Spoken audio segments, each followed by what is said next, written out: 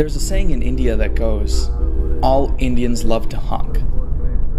It doesn't get much done, but it doesn't change their love for it.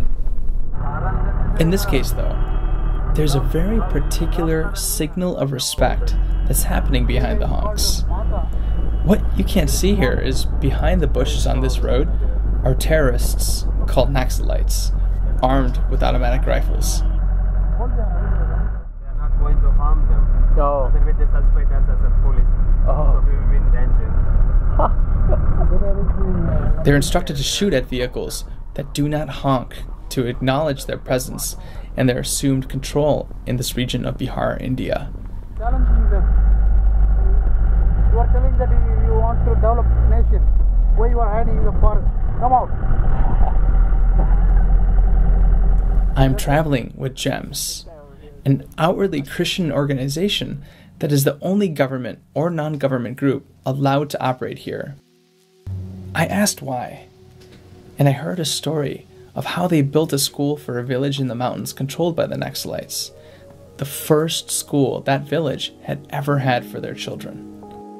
The Naxalites blew it up one day, and the villagers confronted the terrorists, the ones holding the machine guns, and demanded that if they didn't allow GEMS to operate, the Naxalites would simply have to shoot them right then and there. And so a forced treaty was formed with GEMS that not even the police could hope to forge. One of the days we were there, we were shown one of the children's schools they had established.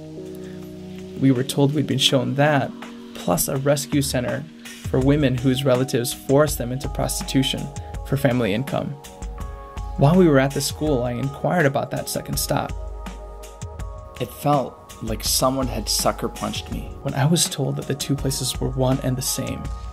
And it was these children around me, none older than 15, that were the ones their families had once rented out to the Naxalites. Seeing GEMS operate helped me understand that tolerance is created out of the actions you take, not the faith you claim.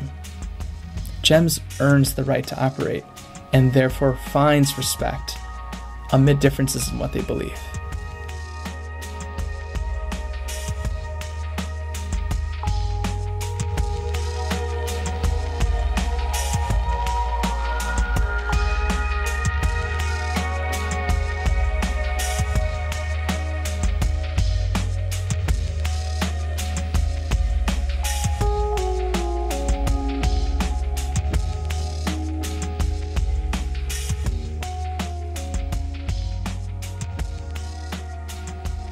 I also want to share with you a story of a book I found on a mass paperback pile all the way back in New Delhi.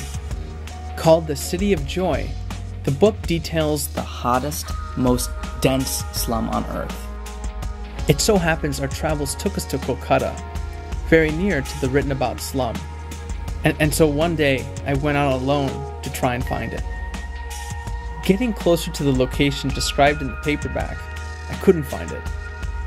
On my way through the thin and dirty alleyways, a flash flood struck, and so I had to duck into a shop, and after some time I left and searched for 2 more hours, but could not find the slum described in the book.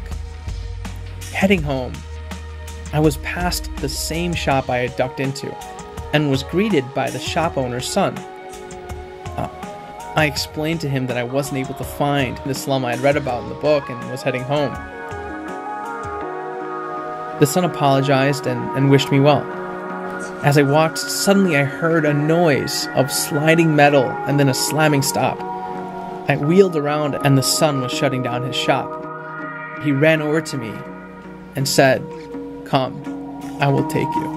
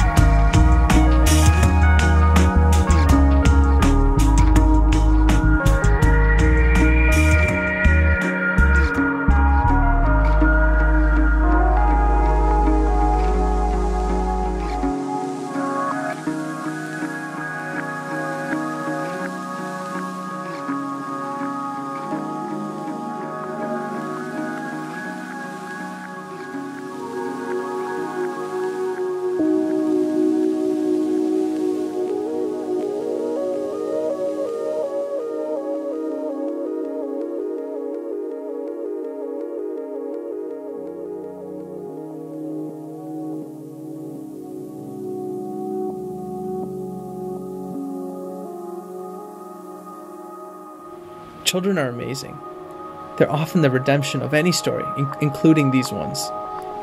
Even when they must use piles of garbage as a wall to their homes, there is a spirit within them that cannot be extinguished.